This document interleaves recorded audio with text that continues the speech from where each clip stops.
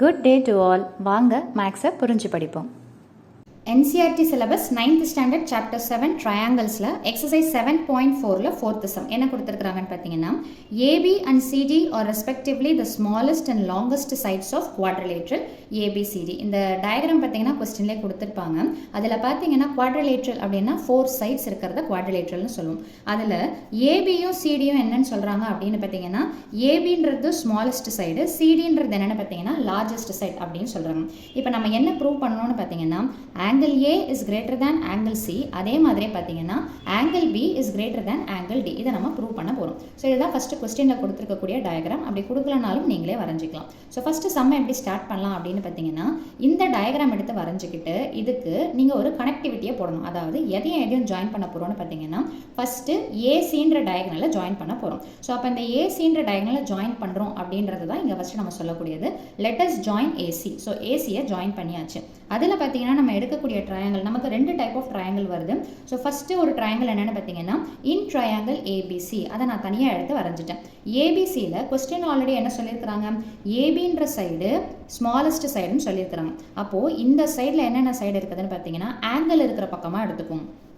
அப்போ ஏபின்றது ஒரு ஆங்கிள் இருக்கக்கூடிய சைடு, பிசின்றது இன்னொரு ஆங்கிள் இருக்கக்கூடிய சைடு. அதாவது இதுக்கு ஆப்போசிட்டாக இருக்கக்கூடிய சைடை நம்ம பார்க்கணும்.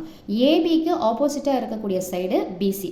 அப்போ ஏபின்றது எப்படி இருக்குதுன்னு பார்த்தீங்கன்னா ஸ்மாலஸ்ட் சைடுன்னு சொல்கிறாங்கன்னா அப்போ ஏபி இஸ் லெஸ்ஸர் தேன், நான் இந்த சைடு எடுக்கக்கூடாது, ஏபிக்கு ஆப்போசிட்டாக இருக்கக்கூடிய இந்த சைடு தட் இஸ் பிசின்றதை நான் எடுத்துக்கிறேன். ஸோ அதே மாதிரியே பார்த்தீங்கன்னா AB is lesser than BC. இன்னொரு கனெக்டிவிட்டின்னு சொல்லணும் அப்படின்னு பார்த்தீங்கன்னா ஏபி பிசி அப்படின்ற மாதிரி வச்சுக்கோங்க. ஸோ இதில் பார்த்தீங்கன்னா ஏபின்றது என்னென்னு பார்த்தீங்கன்னா ஸ்மாலஸ்ட் சைடு அப்படின்னு சொல்லிட்டு நம்ம கொஸ்டின்லேயே சொல்லியிருக்கிறாங்க. So AB is the smallest side of the quadrilateral ஏபிசிடின்னு சொல்லிட்டு போட்டுக்கணும். இப்போது ஏபிக்குன்றது இந்த சைடு இருக்குது இல்லைங்களா, இந்த சைடுக்கு ஆப்போசிட்டாக இருக்கக்கூடிய ஆங்கிள் என்னென்னு பார்த்தீங்கன்னா 2. அப்போது 2ன்றத ஏபிக்கு கீழே நான் என்ன பண்ணிக்கிறேன்னு பார்த்தீங்கன்னா ஆங்கிளை அடுத்து எழுதிக்கிறேன். லெஸ்ஸர் தேன் பிசின்ற சைடுக்கு ஆப்போசிட்டாக இருக்கக்கூடிய ஆங்கிள் என்னென்னு பார்த்தீங்கன்னா 1. ஸோ அதனால தான் ஆங்கிள் எந்த பக்கம் இருக்குதோ அதுக்கு ஆப்போசிட் சைட்ஸாக நம்ம சூஸ் பண்ணுறோம். ஸோ அப்போ angle 2 is lesser than angle 1. இது ப்ரீவியஸ் சம்ஸ்க்கு நம்ம அந்த கான்செப்ட் பார்த்துருப்போம். என்ன அப்படின்னு பார்த்தீங்கன்னா இப்போது இந்த சைடு வந்துட்டு ஸ்மாலஸ்ட் சைடுனா அதுக்கு ஆப்போசிட்டாக இருக்கக்கூடிய ஆங்கிள் ஸ்மாலஸ்ட் ஆங்கிள். அப்போ ஏபின்றது ஸ்மாலஸ்ட் சைடுனா அதுக்கு ஆப்போசிட்டாக இருக்கக்கூடிய இந்த 2ன்ற ஆங்கிள் என்னென்னு பார்த்தீங்கன்னா ஸ்மாலஸ்ட் ஆங்கிள். அதே மாதிரி பிசின்றது லார்ஜஸ்ட் சைட் கம்பேர் பண்ணும்போது அப்போ அதுக்கு ஆப்போசிட்டாக இருக்கக்கூடிய 1ன்ற ஆங்கிள் பெருசு. ஸோ அந்த ரீசனை தான் நம்ம எடுத்து எழுதியிருக்கிறோம். ஸோ இது ஒரு ட்ரையாங்கிள் பேஸ் பண்ணி முடிச்சாச்சு. அதே மாதிரி இன்னொரு ட்ரையாங்கிள் என்ன இருக்குதுன்னு பார்த்தீங்கன்னா ஏடிசி. இப்போ இந்த ட்ரையாங்கிள் ஏடிசி நம்மளாக தான் என்ன பண்ணிக்கிறோம்னு பார்த்தீங்கன்னா ஆங்கிள்ஸை மார்க் பண்ணிக்கிறோம். இந்த பக்கம் இருக்கிறத 1 and 2னும் இந்த பக்கம் இருக்கிறத 3 and 4 ஆங்கிள்ஸ் மார்க் பண்ணிக்கிறதெல்லாம் உங்களுடைய சாய்ஸு. நீங்கள் இங்கே என்ன மார்க் பண்ணியிருக்கிறீங்களோ அதுக்கேற்ற மாதிரி இங்கே கரெக்டாக எடுத்து எழுதுனீங்கன்னா முடிஞ்சு போச்சு. ஸோ இப்போ இதில் பார்த்தீங்கன்னா ஏடிசி என்ற ட்ரையாங்கிள் கொஸ்டினில் எந்த சைடு சொல்லியிருக்கிறாங்க அப்படின்னு பார்த்தீங்கன்னா நீங்கள் கொஸ்டினில் பார்த்தீங்கன்னா தெரியும் ஏபிசிடி இந்த 2 சைடை வச்சு தான் நம்ம ப்ரொசீட் பண்ணணும். அப்போ இந்த இடத்துல நமக்கு எந்த சைடு இருக்குதுன்னு பார்த்தீங்கன்னா சிடின்ற சைடு. அப்போ சிடின்ற சைடுனா ஆப்போசிட்டாக என்ன ஆங்கிள் இருக்குது 3. அப்போது இதுக்கு ஆப்போசிட்டாக என்ன ஆங்கிள் இருக்குதுன்னு பார்த்தீங்கன்னா 4. ஸோ அப்போ நான் எந்த சைடு எடுக்கணும்னு பார்த்தீங்கன்னா சிடி அப்படின்னு எடுக்கிறேன்னா அடுத்தது நான் எதை எடுக்கணும்னு பார்த்தீங்கன்னா ஏடின்னு சொல்லிட்டு எடுத்துக்கணும். ஓகேங்களா. ஸோ அப்போ இதில் பார்த்தீங்கன்னா சிடின்றது என்னன்னு சொல்லிட்டாங்கன்னு பார்த்தீங்கன்னா ஸ்மாலஸ்ட் சைடு அப்படின்னு சொல்லிட்டு சொல்லிட்டாங்க. சாரி, கொஸ்டினில் என்ன கொடுத்துருக்குறாங்கன்னு பார்த்தீங்கன்னா சிடின்றது லாங்கஸ்ட் சைட், ஏபி மட்டும்தான் ஸ்மாலஸ்ட் சைட். ஸோ அப்படி பார்க்கும்போது சிடின்றது என்னென்னு பார்த்தீங்கன்னா லாங்கஸ்ட் சைட். அப்போ சிடின்னும் போது உங்களுக்கு எந்த ஆங்கிள் ஆப்போசிட்டாக வருதுன்னு பார்த்தீங்கன்னா 3ன்றது தான் ஆப்போசிட்டாக வருது. அப்போ இதுக்கு ஆப்போசிட்டாக இருக்கக்கூடிய ஆங்கிள் என்னென்னு பார்த்தீங்கன்னா 3. ஸோ 3க்கு ஆப்போசிட்டாக இருக்கக்கூடிய சைடு என்னென்னு பார்த்தீங்கன்னா 4. அதை நீங்கள் எந்த சைடாக எடுப்பீங்க அப்படின்னு பார்த்தீங்கன்னா so which is the next. இப்போ நீங்கள் சைட்ஸை எப்படி எடுக்கணுன்றதுல முதல்ல கிளாரிட்டியாக இருந்துக்கோங்க. இப்போ நான் சிடி கம்பல்சரியாக எடுத்துக்கிறேன், ஏன்னா அது கொஸ்டினில் இருக்குது. ஏபிசிடின்ற சைடு டிஃபால்ட்டு. ஸோ இப்போ சிடி எடுத்தாச்சு. அது போக நான் யாரை தான் வச்சு ஜாயின் பண்ணிக்கிறேன் அப்படின்னு பார்த்தீங்கன்னா ஆங்கிள்ஸை பேஸ் பண்ணி பார்த்துக்கோங்க. இப்போ 3க்கு ஆப்போசிட்டாக இருக்கிற சைடு இது. அப்போ 4க்கு ஆப்போசிட்டாக இருக்கிற சைடு என்னென்னு பார்த்தீங்கன்னா ஏடி. அப்போ ஆங்கிள்ஸை பேஸ் பண்ணி சைட்ஸை எடுத்துக்கோங்க. ஒரு சைடு கம்பல்சரியாக கொஸ்டினில் கொடுத்துருக்கிறத எடுத்துடணும். இன்னொரு சைடை எப்படி எடுக்கிறதுன்னு பார்த்தீங்கன்னா ஆங்கிளுக்கு ஆப்போசிட்டாக என்ன சைடு இருக்குதுன்றதை பார்த்துக்கோங்க. ஸோ அப்போது இந்த 2 சைடை தான் நம்ம எடுக்க போகிறோம். இதில் யார் தான் பெருசுன்னு பார்த்தீங்கன்னா சிடின்ற சைடு தான் பெருசு. அப்போ ஏடின்ற சைடு சின்னது. அப்போ எப்படி எடுத்து எழுதலாம்? AD is lesser than CD அப்படின்னு சொல்லிட்டு போட்டுக்கணும். என்ன ரீசன்?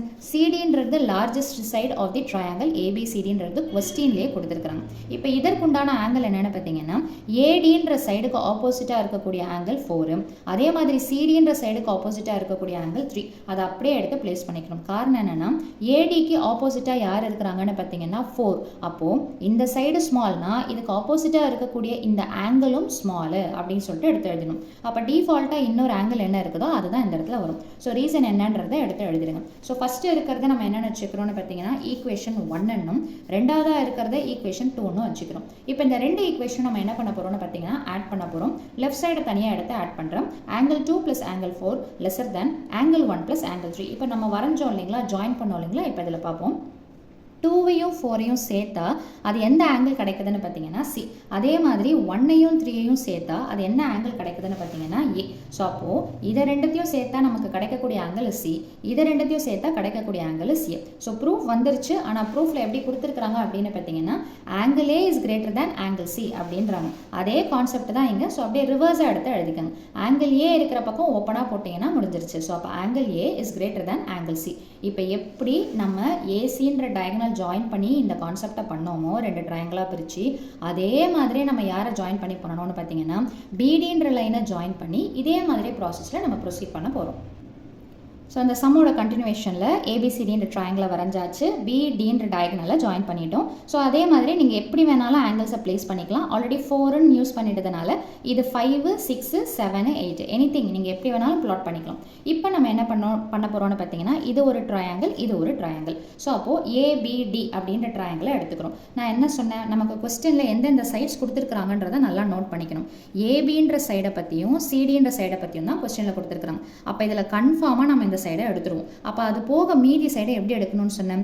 இப்போ 5க்கு ஆப்போசிட்டாக இருக்கக்கூடிய சைடு என்ன அப்படின்னு பார்த்தீங்கன்னா இந்த சைடு, 8க்கு ஆப்போசிட்டாக இருக்கக்கூடிய சைடு இது, 5க்கு ஆப்போசிட்டாக இருக்கக்கூடிய சைடு இந்த சைடு. அப்போ நான் என்ன பண்ணணும், இப்போ இதில் எதை எடுக்கிறோம் அப்படின்னு பார்த்தீங்கன்னா நம்ம எப்போவுமே இந்த சிம்பிள் தான் யூஸ் பண்ணுறதுனால ஸ்மாலஸ்ட் ஒன் என்னென்னு பார்த்தீங்கன்னா ஏபி இஸ் லெஸர் தேன் எந்த சைடுன்னு பார்த்தீங்கன்னா ஏடி.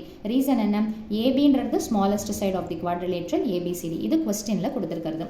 இப்போ ஏபிக்கு என்ன ஆங்கிள், ஏபின்ற சைடுக்கு ஆப்போசிட்டாக இருக்கக்கூடிய ஆங்கிளும் சின்னதாக தான் இருக்கும். தட் இஸ் 8 லெஸர் தேன் ஏடின்றது. அப்போ ஆப்வியஸாக இன்னொரு ஆங்கிள் என்ன இருக்குதோ அதை எடுத்து போட்டுக்கோங்க. ரீசன் என்ன, opposite to smaller side smaller அப்படின்னு சொல்லிட்டு எடுத்து எழுதணும். அதே மாதிரியே கீழே இருக்கக்கூடிய இன்னொரு ட்ரையாங்கிள் பிசிடி, இது நெக்ஸ்ட் ட்ரையாங்கிள். இப்போ நம்ம கண்டிப்பாக இதில் என்ன எடுத்துப்போம்னு பார்த்தீங்கன்னா சிடின்ற சைடு எடுத்துப்போம். அப்போ இன்னொரு ஆப்ஷன், அதாவது இந்த ஆங்கிளுக்கு ஆப்போசிட்டாக இருக்கக்கூடிய இந்த சைடை நம்ம எடுத்துக்கணும். ஸோ அப்போ இதில் எது சின்னதாக தான் இருக்கும், சிடி லாங்கஸ்ட்னு சொல்லிட்டு கொஸ்டினில் கொடுத்துட்டாங்க. அப்போ நீங்கள் எப்படி எடுத்து எழுதணும்னா BC is lesser than CD. அப்போது இதுக்கு ஆப்போசிட்டாக இருக்கக்கூடிய ஆங்கிள் தான் சின்னதாக இருக்கும். That is angle 7 is lesser than angle 6. Same concept எடுத்து ரெண்டு எங்கே போடணுமோ அந்த இடத்துல அப்படியே ரிப்ளை பண்ணிக்கோங்க. ஸோ இதில் பார்த்தீங்கன்னா ஆங்கிள் 3 இருக்குது. அதே மாதிரி ஈக்குவேஷன் 3 ஈக்குவேஷன் 4 நம்ம என்ன பண்ண போகிறோம்னா ஆட் பண்ண போகிறோம். So same way angle 8 + angle 7 lesser than angle 5 + angle 6. 8ஐயும் 7ஐயும் ஆட் பண்ணால் நமக்கு என்ன கிடைக்குதுன்னு பார்த்தீங்கன்னா டின்றது கிடைக்குது. அதே மாதிரி 5ஐயும் 6ஐயும் ஆட் பண்ணால் நமக்கு என்ன கிடைக்குதுன்னு பார்த்தீங்கன்னா பி. ஸோ அப்போ 8ஐயும் 7ஐயும் ஆட் பண்ணும்போது டி கிடைக்குது, இஸ் லெஸர் தேன். இதை ஆட் பண்ணும்போது பி கிடைக்குது. ஸோ அப்படியே மாற்றி எடுத்து எழுதுங்க. பின்றது பெரிய ஆங்கிள். ஸோ அப்போ angle B is greater than angle D. அவங்க கேட்ட செகண்ட் ப்ரூஃபையும் நம்ம ப்ரூவ் பண்ணிட்டோம். ஸோ அவ்வளோதான் இந்த சம்மோட சொல்யூஷன். மீண்டும் அடுத்த பதிவில் வேறொரு சம்மோட சந்திக்கலாம். வீடியோ பயனுள்ளதாக இருந்ததுன்னா மறக்காமல் லைக் பண்ணுங்கள், ஷேர் பண்ணுங்கள், சப்ஸ்கிரைப் பண்ணுங்கள். Thank you.